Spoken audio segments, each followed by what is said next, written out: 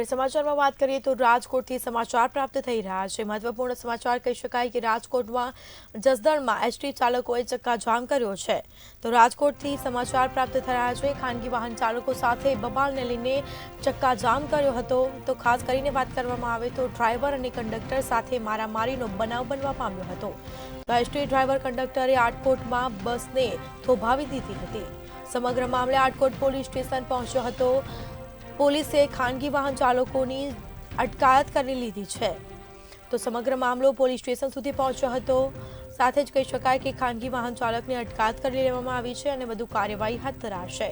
તો રાજકોટના જસદણમાં એસટી ચાલકોએ રસ્તો ચક્કાજામ કર્યો છે। ખાનગી વાહનો ચાલકો સાથે બબાલ થતા ચક્કાજામ કર્યો હતો। ડ્રાઈવર અને કંડક્ટર સાથે મારામારીનો બનાવ બન્યો હતો।